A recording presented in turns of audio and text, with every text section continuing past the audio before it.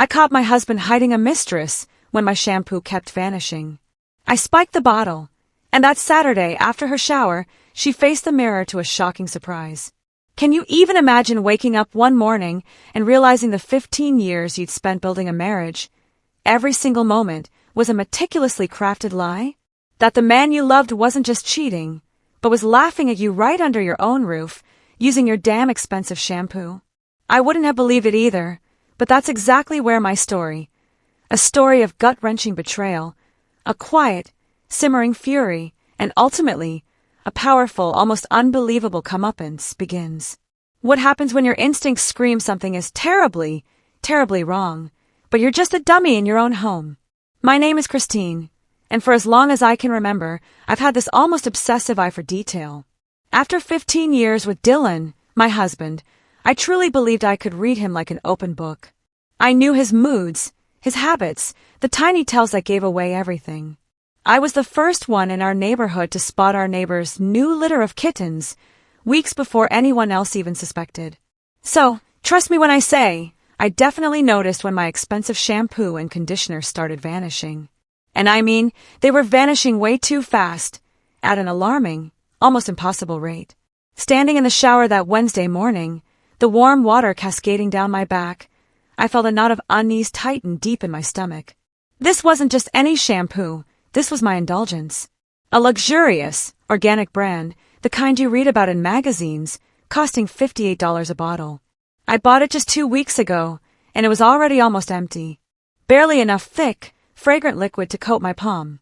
This wasn't just annoying, it was becoming an expensive, baffling, unsettling mystery. I massaged the familiar scent of lavender and jasmine into my thick black hair, trying to dismiss the thought, but it lingered. And here's the kicker. Dylan couldn't possibly be using it. My husband, bless his pragmatic heart, had lost most of his hair years ago.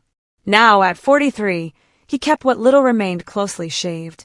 His gleaming scalp needed nothing more than a bar of soap, and he often joked about saving money on hair products.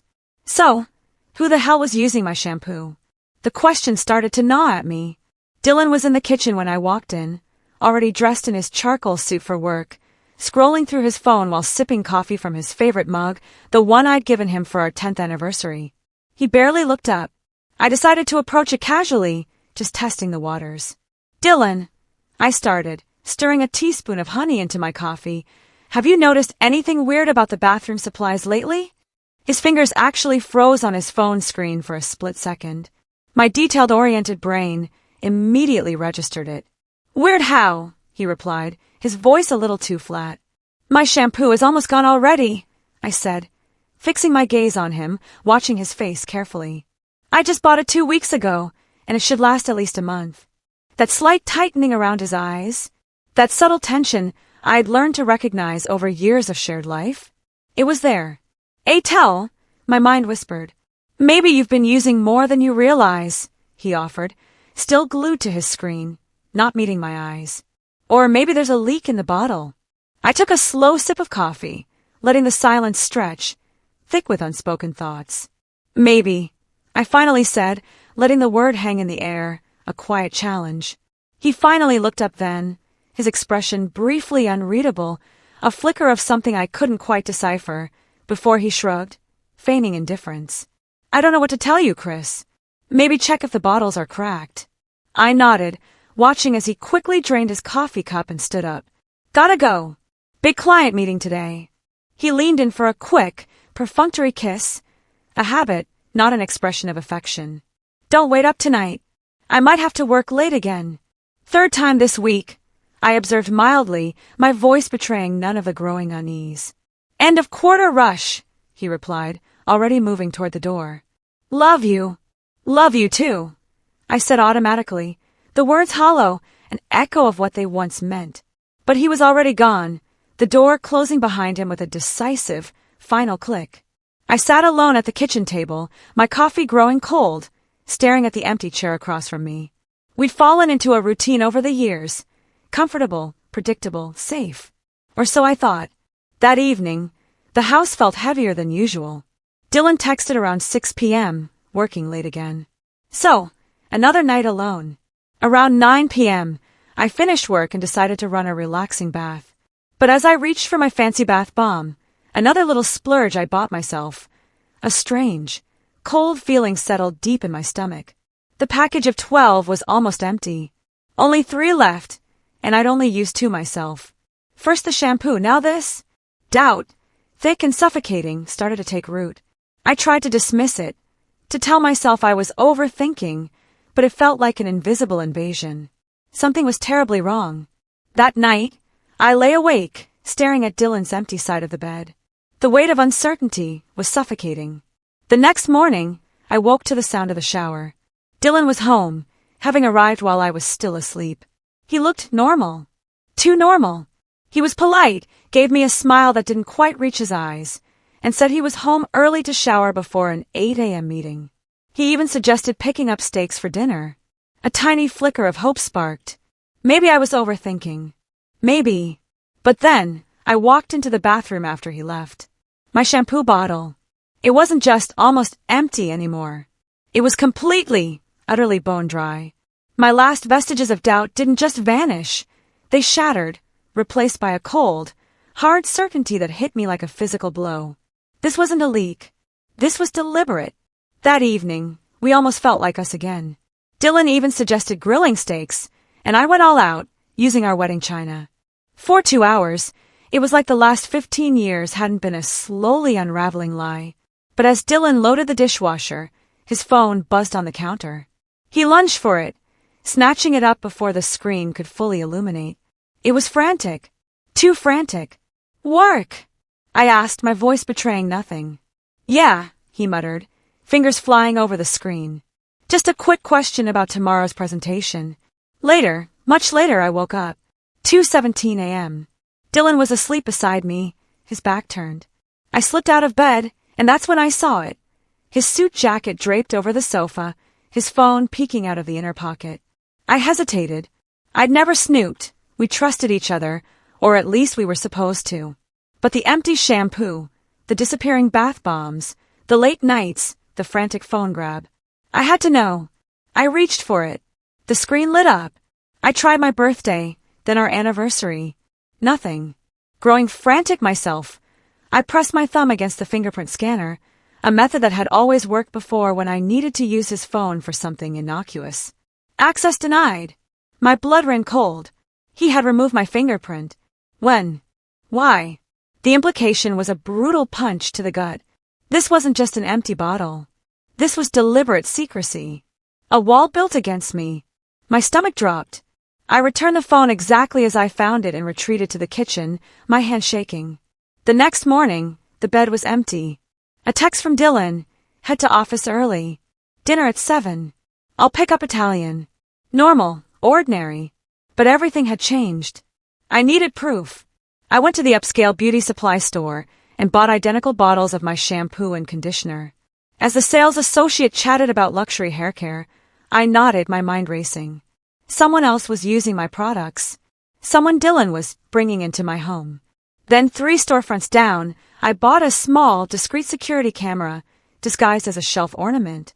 My heart hammered in my chest as I installed it that afternoon, positioning it across from the shower. This is insane, I whispered to myself, the words tasting like ash. I'm spying on my own husband, but I had to know. The uncertainty was a torment I could no longer bear. Back in the shower, I marked the new shampoo bottle with a tiny, invisible dot of clear nail polish. Now I would know. That evening, I played the part of the unsuspecting wife. Dylan arrived with takeout from our favorite Italian place, and we made small talk over pasta. He seemed relieved that I wasn't pushing about anything. Any plans this weekend? He asked casually. Actually, yes, I replied. April's coming by for brunch Saturday. You're welcome to join. He agreed. My mind was fixed on Saturday, not for brunch, but for what I planned to do afterward. If my suspicions were correct, Dylan would make his usual excuse to be out of the house for a few hours. This time, I'd know exactly what happened while I was gone. Saturday morning. Dylan's familiar excuse after brunch. Might hit the gym after, stop by the office to finish up some paperwork. It was a practice lie. Brunch with April was a welcome distraction, but my mind was elsewhere. As predicted, Dylan left after an hour. Instead of going home, I drove to a coffee shop near our house, laptop open, eyes glued to my phone. For over an hour, nothing. Had I been wrong? Then a ping. Motion detected. My fingers trembled as I tapped the alert. The live feed filled my screen. Someone was in my bathroom. Not Dylan. A woman. Young, blonde, stunning. She moved with a frightening confidence, set a designer purse on my counter, and started to undress. Then, she stepped into my shower and reached directly for my new bottles of shampoo and conditioner. The betrayal, finally confirmed, hit me like a physical blow. I couldn't breathe. I watched, numb, as this complete stranger used my shower, my expensive products, then wrapped herself in my fluffy towel and walked off screen, presumably to my bedroom. The coffee shop around me faded to background noise. The world around me blurred. I drove aimlessly for what felt like forever, my vision occasionally blurring with unshed tears. I refused to cry. Not yet.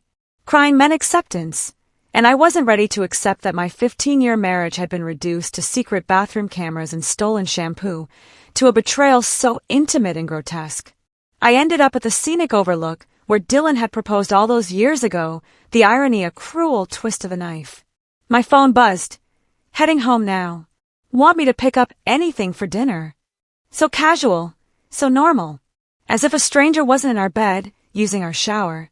I opened the app again. There she was at my vanity, using my makeup brushes, my foundation, my mascara. The violation was breathtaking. Then, my doorbell camera pinged. Dylan was home. Moments later, I watched him walk into my bathroom, appear behind the blonde woman, wrap his arms around her waist, and kiss her neck as she smiled at him through our mirror. I closed the app. Disgust washed over me, a physical nausea. This wasn't just cheating. This was a total invasion. And I needed a plan. Fast. 40 minutes later, I was at April's. Her face, when she saw me, was pure concern. I showed her the footage. April, bless her heart, went from shock to disgust to a cold, simmering rage I'd never seen. That absolute bastard, she whispered, knuckles white around her whiskey glass. In your house, in your bed. Then she looked at me, eyes flashing with fierce protectiveness. Tell me what you need. Anything. I need somewhere to stay this weekend, I said, my voice shockingly steady, and I need to go shopping tomorrow. I have a plan. The next day at the beauty supply, April was holding a box of platinum blonde dye. Are you sure about this, Chris? It seems extreme. I'm sure, I replied, grabbing a bottle of industrial-strength hair removal cream. He brought her into our home. He used her to humiliate me. He called me a fool in my own house. April worried about regret. I told her, the only thing I regret is not realizing sooner what was happening right under my nose. I added a color stripper. Besides, I'm not hurting anyone. I'm just improving my shampoo. By Sunday afternoon, my special blend was ready. Hair removal cream, color stripper, mixed perfectly into my expensive shampoo and conditioner bottles. It looked, smelled, and felt exactly the same as my original product. A silent, deadly trap. Monday morning, I said goodbye to April and went home. The house was empty. Dylan had left for work. I cleaned everything, then carefully placed the doctored bottles back in the shower. That night, Dylan tried to hug me. I pushed him away, claiming a headache. Later, in bed, with his even breathing beside me, I reached for his phone. My fingerprint was still denied, but I used his thumb. It unlocked. And there it was. His texts with BM photography. Brittany McAllister. The most recent exchange from that very morning. She's back home. Seems fine. Almost too fine. Are we still on for tomorrow? She has a dentist appointment at 2 o'clock. Perfect. Miss you already. Last night was amazing. It was. See you tomorrow, beautiful. But then I scrolled back. I found the conversation from the day I had first discovered the shampoo issue. Brittany. So the dummy finally noticed her fancy shampoo disappearing. Dylan's reply. Yeah, told her maybe there was a leak. Brittany. Well, it is amazing shampoo. My hair has never looked better. Worth every penny she paid. The casual cruelty. The mocking. My breath hitched. They weren't just having an affair. They were laughing at me. In my home. Using my things. Sleeping in my bed. A fresh wave of nausea washed over me. This was unforgivable. And tomorrow, Brittany McAllister would get her surprise. The next day, it was showtime. I left the house at 1:45 p.m., heading to the dentist, but parked at a coffee shop overlooking our street. At 2:15, a sleek silver convertible pulled into my driveway. Brittany, sunglasses, designer bag, walked right in with her own key. I watched her disappear inside. I imagined the shower running, the luxurious lather, the blissful ignorance. At 3:30, I drove home. Dylan was in the kitchen, oblivious. "How was the dentist?" he mumbled. "Fine," I said, hanging my purse. In the bathroom, the shampoo bottles were visibly lower. The trap was sprung. The very next morning, my phone chimed with a notification from the bathroom camera. I'd almost forgotten I'd left it running. I checked the footage. Dylan was on the phone, his voice hushed, but clearly agitated. "What do you mean emergency? Can't you just wear a hat?" Pause. "That bad? Are you sure it's not just, I don't know, an allergic reaction or something?" Another pause. Okay, I'll come over, but I have to make up some excuse to Christine. Give me 30 minutes. 10 minutes later, Dylan burst into the kitchen, frantic. "Work emergency. Gotta go. Time sensitive. Not sure how long it'll take. I'll text you." He rushed out. Phase 1 complete. That afternoon, April texted. "Can you talk? Important." I called her.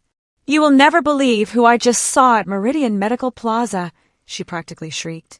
"Your husband's little girlfriend coming out of Dr. Morris's dermatology office, wearing the biggest hat I've ever seen, and enormous sunglasses. Even with all that, I could tell she was crying." "Really?" I said, trying to sound neutral, a tremor of triumph in my voice. "That's interesting." "Christine," April's tone was knowing, a mix of awe and amusement. "What exactly did you put in that shampoo?" "Just a little hair color remover and some depilatory cream," I replied innocently.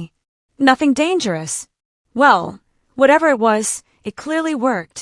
She looked absolutely devastated.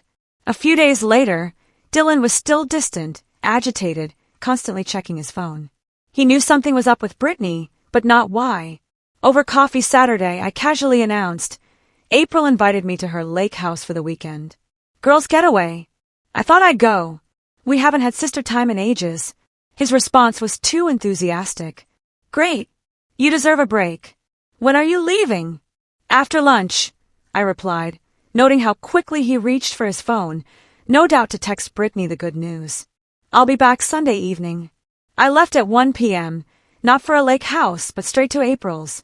By 2:30, we were hunched over my laptop, command center ready, watching the bathroom camera. April asked, "Are you sure you want to watch this? It might be difficult." "I need to see," I said, my voice cold. At 3:15, Dylan led Brittany into my master bathroom. Both April and I gasped. Her once luscious blonde hair was now a patchy, sickly combination of brassy orange and greenish blonde. Large sections were visibly thinner. It was a disaster. Brittany was distraught.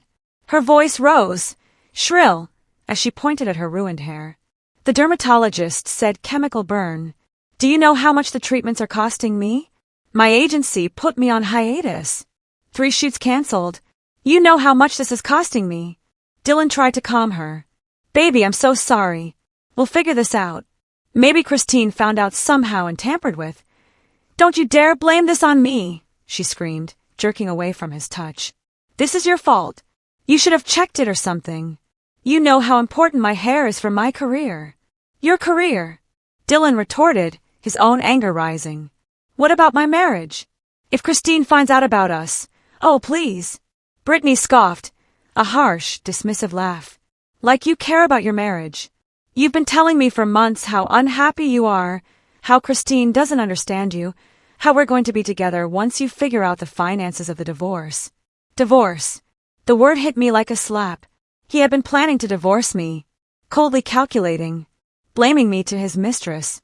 On screen, Dylan backpedaled frantically. "That's not what I meant. Of course, I care about my marriage. It's just complicated right now." "Complicated?" Brittany's voice dripped with contempt. "Well, let me uncomplicate things for you. I'm not stepping foot in this house again until you figure out what happened to my hair. And I have a consultation with a specialist in New York on Monday. It's going to cost $5,000, which you're paying for, by the way. I closed the laptop. I'd seen enough. More than enough. That evening, while Dylan thought I was at a cozy lake house, I was at April's dining table, methodically going through 15 years of our financial records I had secretly downloaded. Credit card statements, bank accounts, investment portfolios. I examined everything with the detached precision of an auditor, making notes, highlighting discrepancies. I found it all. A separate checking account he'd opened 6 months ago, hidden transfers, suspicious charges at high-end restaurants and hotels on days he claimed to be working late, and most damning of all, browser history searches for divorce laws in our state and hidden assets during divorce. That bastard was planning to leave you and hide money. April fumed, looking over my findings. Yes, I agreed, my voice cold.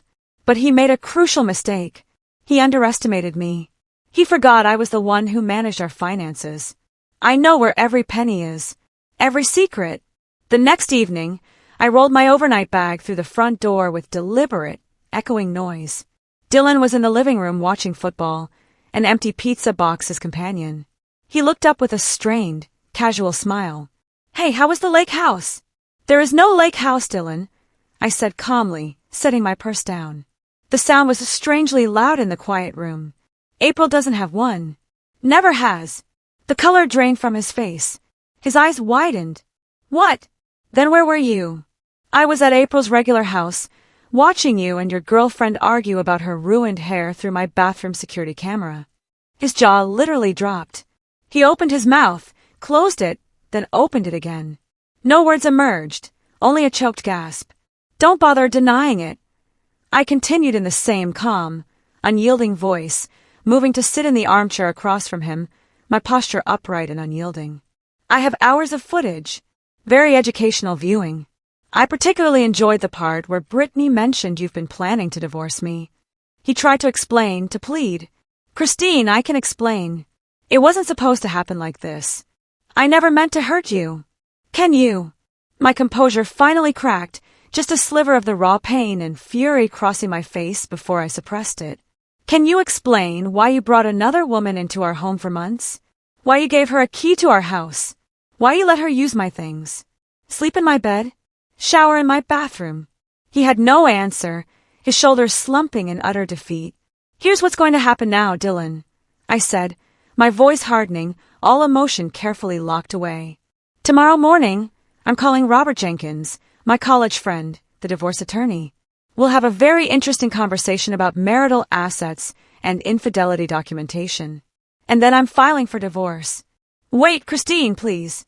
We can work this out. He leaned forward, desperation creeping into his voice, a pathetic attempt to salvage something. It was a mistake. Brittany means nothing to me. It was just what? I cut him off. A 15-year itch? A midlife crisis? Does it matter? You brought her into our home, Dylan. You let her use my things. You laughed with her about me being too stupid to notice. You planned to leave me while pretending everything was fine. What kind of person does that? He had no answer. I've already packed some of her clothes, I continued, my professional, cold tone returning. You'll be staying at a hotel tonight. I expect you to be gone when I wake up tomorrow. My lawyer will contact you about arrangements for collecting the rest of your belongings. You're throwing me out? Just like that? After 15 years, he whined, indignant. No, Dylan. You threw us away. Just like that. The moment you gave another woman a key to our home. I stood, signaling the definitive end of the conversation. Oh, and by the way, you might want to let Brittany know that the hair loss is likely to get worse before it gets better. The depilatory cream I mixed into the shampoo can continue working for several days. Some effects might be permanent. His jaw dropped, his eyes wide with horror and a dawning understanding of the true depth of my calculated revenge. You did that to her hair on purpose. Consider it poetic justice, I said, a faint, cold smile touching my lips. She liked my shampoo so much. I simply made her a special blend. I pointed to the door. Your suitcase is by the front door. I suggest you use it. That night, I slept alone in our king-size bed. And you know what? A strange, profound sense of peace settled over me. The worst had happened. My marriage was over. My trust shattered. Yet I had survived. I had reclaimed my power in a situation where I had been made to feel utterly powerless, a fool. As I drifted toward sleep, my phone chimed with a text from April. "How did it go? Are you okay?" I typed back, "He's gone. I'm better than okay. I'm free." And for the first time in months, I slept deeply and dreamlessly, unburdened by suspicion or doubt, or the crushing weight of lies. Whatever came next would be entirely my choice, my path to forge. A year later, I stood in the bright, airy kitchen of my new bakery, Sweet Beginnings, carefully piping delicate rosettes onto a 3-tiered wedding cake. Early morning sunlight streamed through the large front windows. The intoxicating scent of vanilla and freshly baked pastries filled the air. This place, my creation, still felt like a dream.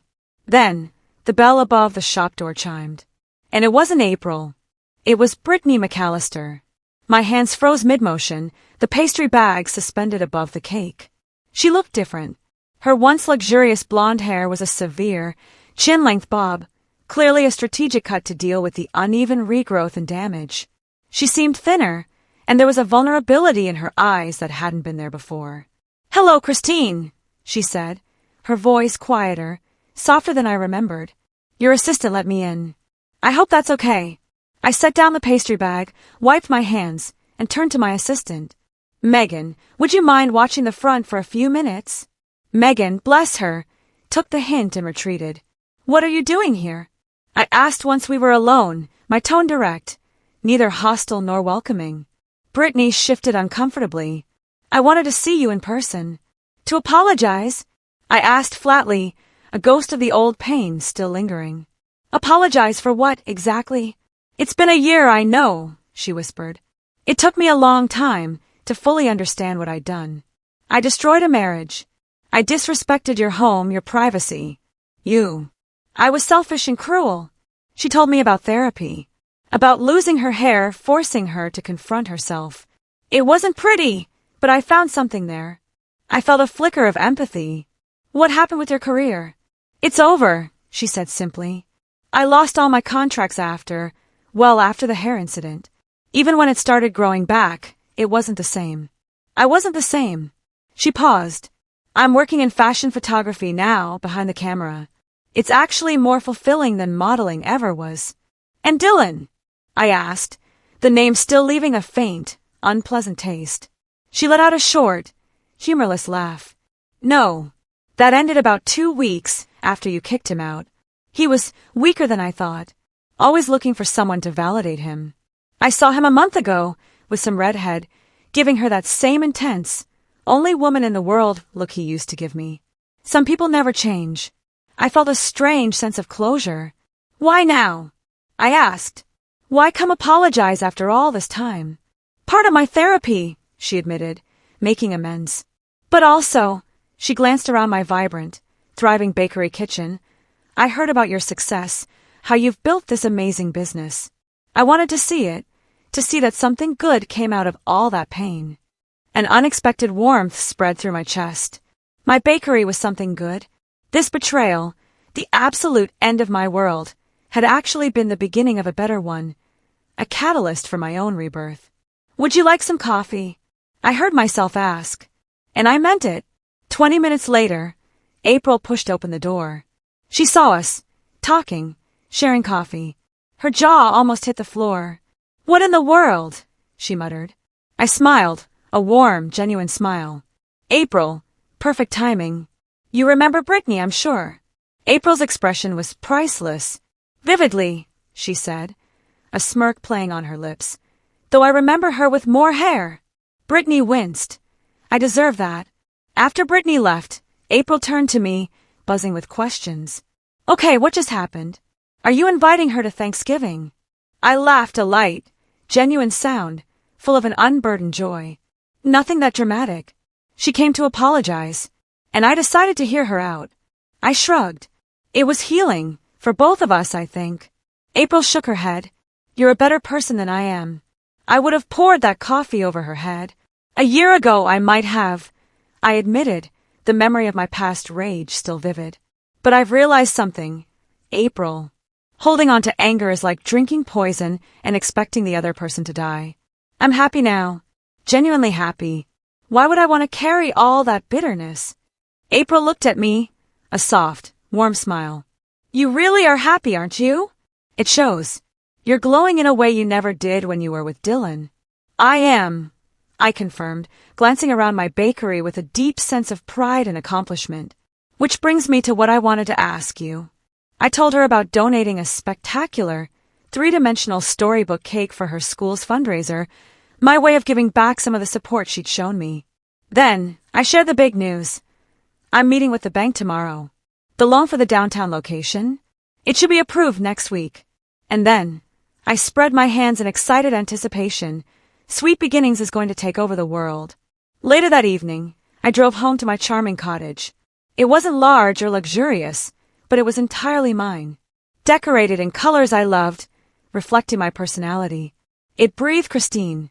On the wall, a framed motto I'd hung when I moved in. The best revenge is living well.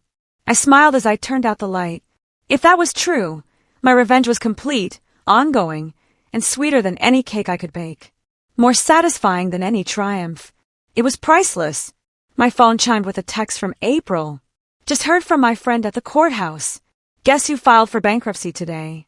Hint, he's bald and shares your former last name. I wasn't surprised. I typed back, that's unfortunate. Hope he lands on his feet eventually. I meant it. He simply occupied less and less space in my thoughts now. As darkness settled fully over my garden, I gathered my empty wine glass and headed inside. Tomorrow would be another busy day at Sweet Beginnings, and I was meeting with the community college about teaching an evening baking class. Another new beginning. Another opportunity.